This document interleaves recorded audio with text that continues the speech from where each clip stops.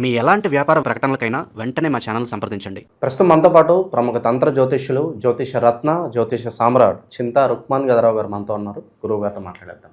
నమస్కారం గురుగారు. మాతృదేవోభవ, పితృదేవోభవ, ఆచార్య దేవోభవ. ఓం నమో మాందేశ్వరాయ నమః. గురుగారు, 2025 డిసెంబర్ మాసం, సంవత్సరం చివరిలోకి వచ్చేసాము. తులారాశి వాళ్ళ పరిస్థితి ఎలా ఉండబోతుంది? సో పాజిటివ్ కోణంలో ఆలోచించినా, నెగిటివ్ కోణంలో ఆలోచించినా ఎలాంటి ఫలితాలు వీళ్ళు ఎక్స్పెక్ట్ చేయొచ్చు? ఓవరాల్గా ఎలాంటి జాగ్రత్తలు తీసుకోవాలి నెలంతా కూడా? 2025 సంవత్సరం డిసెంబర్ మాసం మాస ఫలితాలు చెప్పిన ముందు మన తెలుగు వాళ్ళు ఎక్కువగా ఇంగ్లీష్ మాసం అనేటువంటి దానికి అలవాటు పడ్డారు కాబట్టి దానికి అనుగుణంగానే మనం ఫలితాలు చెప్తున్నాము. ఇంగ్లీష్ సంవత్సరం ఇది చివరి మాసము. ఈ మాసంలో తులారాశి వాళ్ళ గురించి చెప్పిన ముందు ఈ రాశి యొక్క ప్రత్యేకత లేదని మనం కొంచెం చర్చించుకుని అలవాటు కాబట్టి చెప్పుకుందాం. తులారాశి అంటే త్రాసు, తక్కెడ, 2 తట్టలు ఉన్నటువంటి ఒక త్రాసు. కాలపురుషుడికి 7వ స్థానము. కామస్థానము. కామస్థానం అంటే ఏమి? మామూలు కామస్థానం కాదు, తుఫాను వేగంతో ఉన్నటువంటి కామస్థానం. తుఫాను వేగంతో ఉచ్ఛ్వాస నిశ్వాసాలతో ఉన్నటువంటి కామం ఏదైతే ఉంటుందో అటువంటి స్థానం ఇది. అందుకే ఇది స్త్రీ పురుషుల దాంపత్య స్థానము అన్నారు. 7వ స్థానం అంటే కలత్ర స్థానము. ఒక స్త్రీ పురుషులు శారీరకంగా కలిసినప్పుడు వచ్చేటువంటి వేగవంతమైన ఉచ్ఛ్వాస నిశ్వాసాలు. ఇక్కడ విజ్ఞతగా ఆలోచించాలి. మనం జ్యోతిషంగా చెప్పాలి కాబట్టి అన్నీ. అందుకే కామానికి, వీర్యానికి కారకుడైనటువంటి, కాముకతకు కారకుడైన శుక్రుడు ఈ రాశ్యాధిపతి. ఈ రాశిలో స్వాతి నక్షత్రం, రాహు కూడా ఇక్కడే ఉన్నాడు. రాహు కూడా విపరీతమైన వ్యామోహానికి కారకుడు. రాహు వ్యామోహానికి, కామానికి శుక్రుడు కారకుడు, వ్యామోహానికి శుక్రుడు రాహు కారకుడు. ఈ రాశి యొక్కది త్రాసు ఇలా ఇలా పైకి కిందకి అంటున్నట్టుంది. దాంపత్యంలో కష్టాలు సుఖాలు, కష్టాలు సుఖాలు, వీటిని బ్యాలెన్స్ చేసుకునే బాధ్యత ఇద్దరికీ ఉంటుంది. ఇద్దరు బ్యాలెన్స్ చేస్తారా లేదా అనే దానిపైన వాళ్ళ జీవితం ఆధారపడి ఉంటుంది. న్యాయము అన్యాయం కూడా అలాగే పైకి కిందికి లేస్తూ ఉంటుంది. ఎప్పుడు న్యాయమే ఉండదు, ఎప్పుడు అన్యాయమే ఉండదు. అన్యాయం పెరిగిందంటే అది పైకి పోతుంది, న్యాయం కింద పడుతుంది. న్యాయం దాన్ని తీసుకుని బ్యాలెన్స్ చేసేదానికి చూస్తుంది. న్యాయం నేను నిరూపించుకో. అందుకే ధర్మదేవత చేతిలో పెట్టారు. ఈ రాశిలోనే ధర్మదేవత అయినటువంటి కర్మకారకుడైన శనేశ్వరుడు ఉచ్చస్థితి అందుకే పట్టాడు. ఆయనకి మకర కుంభాల్లో కూడా ఉండడం ఇక్కడంటే ఇష్టం ఆయనకి.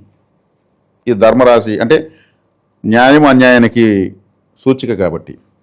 వ్యాపారంలో కూడా దొంగ తూకాలు ఇవన్నీ అది లేకపోతే వ్యాపారం లేదు. Business partner, life partner, total partner అనేటువంటిది ఇదే. పార్ట్నర్, లైఫ్ బిజినెస్ పార్ట్నర్ ఏమార్చాడు, మేము నష్టపోయాము. తులారాశి ప్రభావము. నా జీవిత భాగస్వామి, నా భార్య అంత సరిగ్గా లేదు, తులారాశి ప్రభావము. వాళ్ళకి హెచ్చు తగ్గులు, విపరీతంగా ఒడిదుడుకులు లోనవుతారు. వీళ్ళు కొంచెంగా నచ్చకపోతే కూడా వీళ్ళు యాక్సెప్ట్ చేయరు. భార్య కానీ, లైఫ్ పార్ట్నర్ కానీ, బిజినెస్ పార్ట్నర్ కానీ ఆవేశానికి లోనవుతారు. విపరీతమైన కామం ఉంటుంది. 2 పెళ్ళిళ్ళకి అయ్యేదానికి ఎక్కువ అవకాశాలు ఉంటాయి. అంటే మల్టిపుల్ రిలేషన్స్ కానీ, మ్యారేజెస్ కానీ అయ్యేదానికి అవకాశాలు ఎక్కువైపోతాయి ఓపిక పట్టకపోతే. లేదంటే అలా కాలేదు అంటే, ఈ రాశిలో, ఈ లగ్నంలో, ఈ రాశిలో పుట్టిన వాళ్ళకి అలా కాలేదంటే వీళ్ళు ఎందుకు ఇంకా మనమే సర్దుకొని పోదామని ఇంకొకరు చెప్పాల్సిన అవసరం లేదని వీళ్ళే అన్నింటినీ కంట్రోల్ చేసుకొని పోతున్నట్లు లెక్క. ఒకరు చెప్తే ఏమొస్తుంది, మనమే కంట్రోల్ అయితే పోదా అనేటువంటిది అన్నమాట. ఇది కోరికల రాశి, వ్యాపార రాశి. వ్యాపారం అనేది ప్రపంచంతో లేదు. అందుకే త్రాస్. ఈ త్రాస్ అనే తక్కడి అనేది ఎప్పుడు పుట్టిందో తెలియదు. ఆకాశంలో జూమ్ చేసి చూస్తే త్రాసు ఉంది నక్షత్రాల రూపంలో. తులారాశి అలా ఉంది, 30 డిగ్రీలు అలా ఉంది. మనం ఋషులు చూసి ఇది అని పెట్టారు. గ్రీకులు కూడా వాళ్ళు అదే తక్కడేటి పెట్టారు. ఒక వ్యక్తి ఇలా నిల్చుకొని తక్కడెత్తుకుంటే పెట్టారు వాళ్ళు.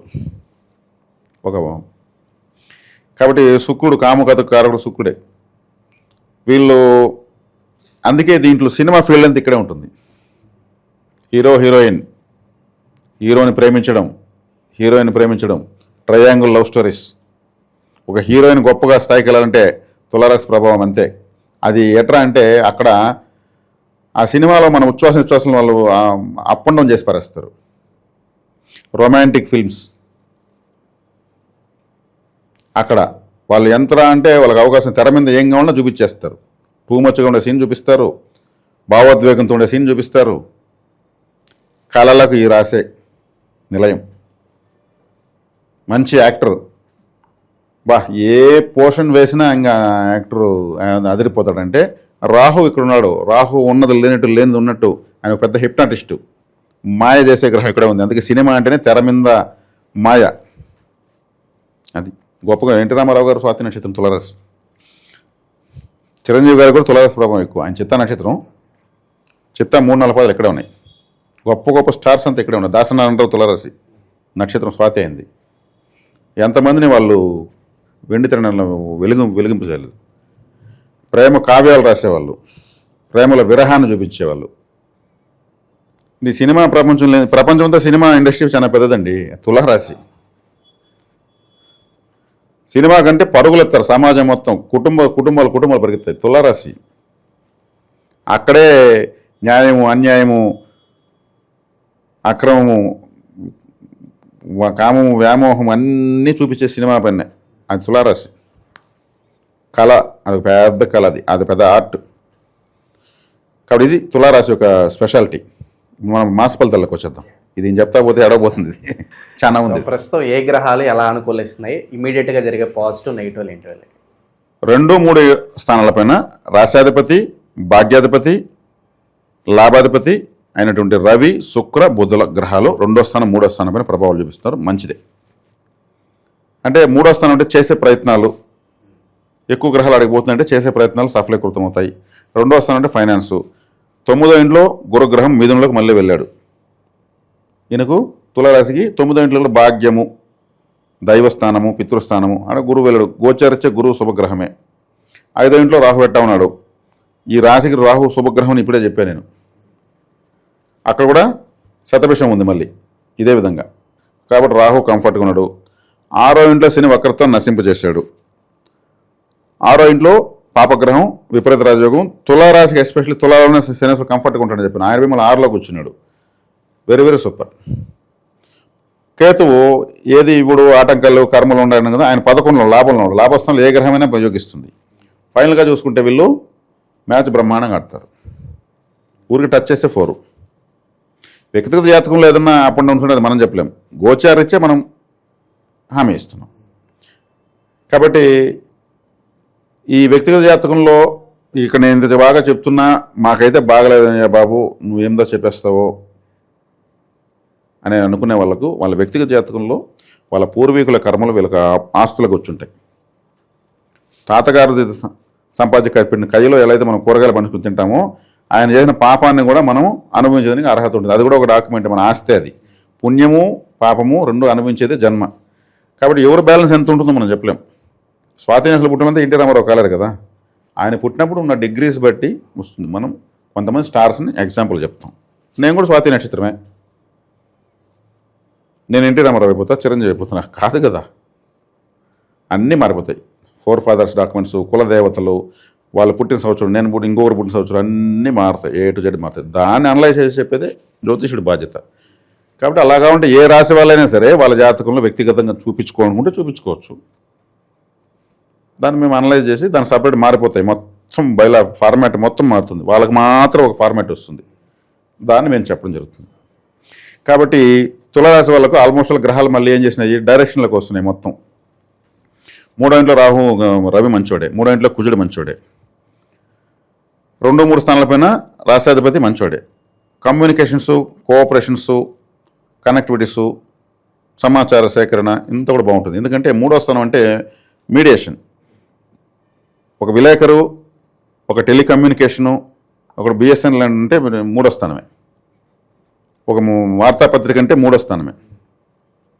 ఒక మధ్యలో పెన్నుల బ్రోకర్ అంటే 3వ స్థానమే. ఒక మార్కెట్కి వెళ్తే ఒక కూరగాయలకు మనకు ఏదో మన దగ్గర వాడు అమ్మి ఇంకొక షాప్ పొడిగించి వాడు కమిషన్ మనకి ఇస్తాడు. 3వ స్థానమే. ఇది కమ్యూనికేషన్. పావురాలు, పోస్టల్ డిపార్ట్మెంట్ అవే చేస్తాయి చాలా దేశాలకు. టెలికమ్యూనికేషన్ అవంతా చేస్తాయి పోస్టల్ డిపార్ట్మెంట్. కాబట్టి అవంతా సహాయ సహకారాలు అన్నీ కూడా బాగుంటాయి. ఈ ధనపరంగా ఎలా ఉంటుంది? ధనపరంగా బాగుంటాయి కదా. వీళ్ళు చేసే ప్రయత్నం సక్సెస్ అయితే ధనపరంగా ఉంటుంది. ప్రయత్నం 2-3 స్థానం ధనస్థానం. ధనకారకుడు 9వ ఇంట్లో, 6వ ఇంట్లో శని రాజయోగం, 5వ ఇంట్లో రాహు. కాబట్టి వీళ్ళకి ఏం చేసింది, తిరుక్కొని మళ్ళీ ఫీల్డింగ్ బాగా వచ్చింది, చుట్టూ నిట్టగా వచ్చింది, గ్రహాలు మొత్తం వచ్చేస్తాయి అనమాట. కాబట్టి బాగుంది. యోగాలు ఏమన్నా ప్రత్యేకంగా ఏమన్నా వరించబోతుంది, ప్రత్యేక యోగాలు ఏమన్నా ఉన్నాయి వీళ్ళకి ఏదన్నా? ప్రత్యేక యోగాలు ఉన్నట్లే వీళ్ళకు. ఎందుకంటే రాహువు కోణంలో ఉన్నాడు, శని భగవాన్ వారు 6వ ఇంట్లో ఉన్నారు, అదొక యోగమే. 11లో కేతు ఉన్నాడు, యోగమే. కాబట్టి ఇప్పుడు వీళ్ళు విద్యార్థులు అయితే వాళ్ళ చదువులో వాళ్ళ టార్గెట్స్ అందుకోగలుగుతారు. కొత్తగా పెళ్లి చేసుకున్న వాళ్ళు మంచి సంతానాన్ని పొందగలిగేటువంటి ఇది ఉంది. జీవితంలో స్థిరపడేదానికి వాళ్ళకు కూడా కొత్తగా వీళ్ళు జీవితం ప్రారంభించారంటే ఆదాయం కావాలి కదా. నువ్వు ఒక పని, నేను ఒక పని, మన శాలరీ, నీ శాలరీ ఇంటికి ఖర్చు పెడతాం, ఇంకో శాలరీ సేవింగ్ చేద్దాం, ఇట్లా వాళ్ళ ఫ్యామిలీ ప్లానింగ్ అంతా సూపర్గా ఉంటుంది. ఇంకా వయసు అయిన వాళ్ళకు ఆ వయసులో వాళ్ళకు అంతవరకు అనుభవించడం దానికి తగినట్టుగా ఆ వృద్ధాప్యం బాగుంటుంది. ఎప్పుడు వృద్ధాప్యం బాగుండాలి. చిన్నప్పుడు కష్టాలు పడచ్చు, ఏమి ఇబ్బంది లేదు, మంచి వయసు ఉంటుంది, పడచ్చు. కానీ వృద్ధాప్యంలో కానీ కష్టాలు వస్తే మాత్రం చాలా దౌర్భాగ్యం. కాబట్టి వృద్ధాప్యం ఎవరికి బాగుంటుంది? వాళ్ళ అదృష్టవంతులు. కాబట్టి ఆ వృద్ధులకు బాగుంటుంది ఇప్పుడు. కాబట్టి ఆ వయసు, ఏ వయసు వచ్చే వాళ్ళకి ఎవరికి ఏం కంఫర్ట్స్ కూడా అన్నీ ఉన్నాయని అర్థం ఇప్పుడున్నట్టు గోచారం ప్రకారం. ఓకే. ఏ వృత్తుల్లో ఉన్న వాళ్ళకి ఎక్కువగా కలిసి వస్తుంది? తులారాశి అంటేనే ఇది వ్యాపారం అని చెప్పేశాను. అన్ని వ్యాపారాలు తులారాశే. ఇప్పుడు ఒక వ్యాపారము ఒక వ్యక్తి నిజాయితీ చేస్తూ ఉంటాడు, నిజాయితీ చేస్తే ఏం మిగలదు.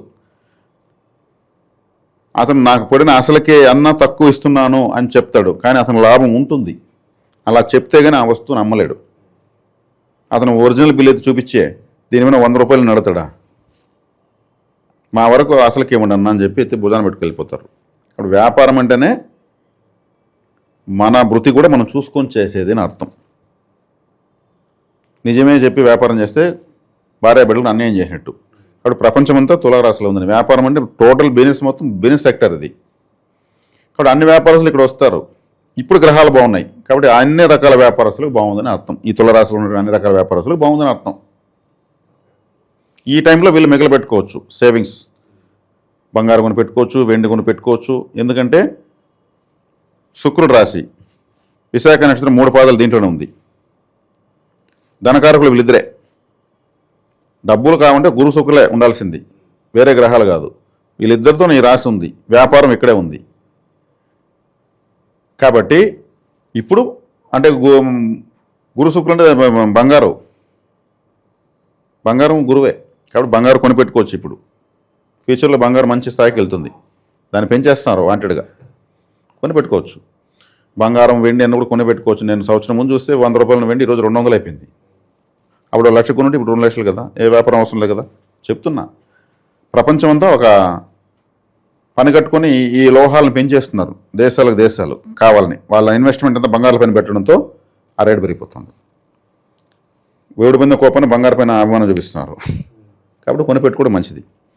కాబట్టి ఇప్పుడు సినిమా రంగంలో ఉన్న వాళ్ళకి సూపర్గా ఉంటుంది. ఇప్పుడు ఈ రాశిలో పుట్టి సినిమా రంగంలో ఉన్న వాళ్ళకి కళలు, సంగీతము, నాట్యము, ఫ్యాషన్ డిజైనింగ్, బోటిక్స్, అవకాశాల పరంగా కొత్త ఫ్యాన్సీ స్టోర్సు. ఇప్పుడు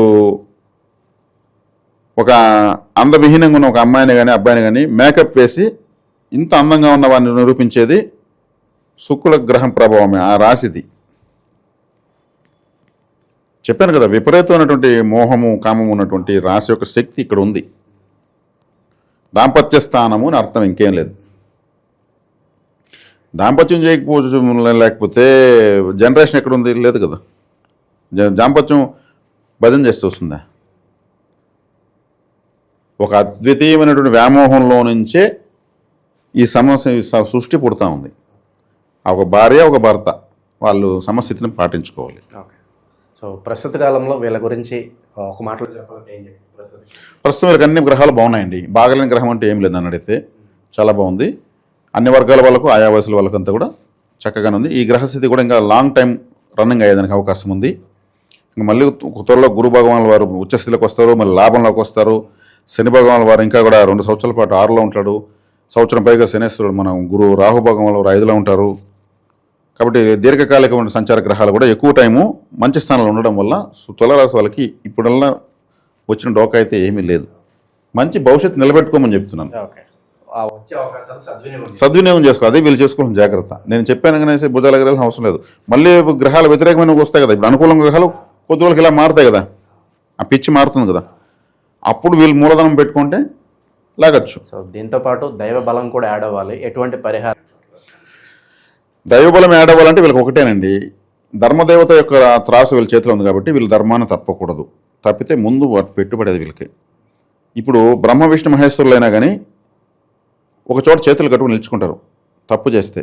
ఎక్కడంటే ధర్మదేవత, ధర్మం అనే దాని ముందు భగవంతుడైన బానిసే. ధర్మం ముందు ఎవరు ఎక్కువ కాదు. అందుకే శ్రీకృష్ణ భగవాన్ వారు చెప్పింది ధర్మరాజు గురించి, దుర్యోధనుడికి మాట మాటకి ఆయన నేను ఇవ్వనంటే అజాత శత్రు అలిగినాడు సప్త సముద్రాలు ఏకమైపోతాయి. వాడు ధర్మదేవత బిడ్డ అతను. ఆయన కోపం మూసే అసలు యుద్ధం చేయాల్సిన అవసరం లేదు. ఆయన కోపం వస్తే ఈ 7 సముద్రాలు ఏకమైపోతుంది, నీ రాజ్యంతో కొట్టుకోబోతుంది. కాబట్టి ఈ ధర్మరాశి అంటే ఈ తులరాశి అనేది ధర్మార్థ కామ మోక్షాలు అంటారు. ధర్మం, అర్థం, కామం, మోక్షం. కామం ఇక్కడ ఉందని చెప్పాను, ధర్మానికి సూచిక ఇక్కడే ఉందని చెప్పాను. అర్థం అంటే డబ్బులు, వ్యాపారం ఇక్కడే ఉందని చెప్పాను. ఈ 3 సమంగా పాటిస్తే మోక్షం అనేది ఆటోమేటిక్గా వస్తుంది. ధర్మార్థ కామ మోక్షాలను సూచించేటువంటి రాశి కాబట్టి వీళ్ళు ధర్మాన్ని ఫస్ట్ సీరియల్ నెంబర్ 1 దాన్ని తప్పకూడదు. కలియుగ ప్రభావం ప్రకారం మనం ధర్మమైనటువంటి తప్పు చేయొచ్చు. అంటే ఒక వ్యాపారాన్ని ఆపొద్దని చెప్పి 10 రూపాయలు సంపాదించాలి. దానిలో అర్థం ఉండాలి. మీనింగ్లెస్ ఇది చేయకూడదు. టూ మచ్గా పోయి ఎవరిని మోసం చేసి చేయకూడదు. అర్థవంతమైనటువంటి తప్పు చెప్పాలి, లేకపోతే బతకలేము. కష్టం. కలియుగంలో యుగ ధర్మాలు కొన్ని ఉంటాయి. కాబట్టి ధర్మాన్ని ఇప్పుడు పరిశీలనట్టు తప్పకుండా పాటించాలని అర్థం. ఇంక ఇది చేస్తే ఇంక వీళ్ళకి ఏ పరిహారం అవసరం లేదు. దాన్ని మించింది లేదు కదా. మోక్షం కూడా ధర్మాన్ని సక్రమంగా పాటిస్తేనే మోక్షం వస్తుంది. అది వీళ్ళకి శాశ్వత పరిష్కారం. ఓవరాల్గా తులారాశి వాళ్ళ స్థితిగతులు ఎలా ఉంటున్నాయి అంటే ఫ్యూచర్లో కూడా వీళ్ళు ఎలాంటి జాగ్రత్తలు తీసుకోవాలి అద్భుతంగా వివరించారు. ధన్యవాదాలు. ధన్యవాదాలు.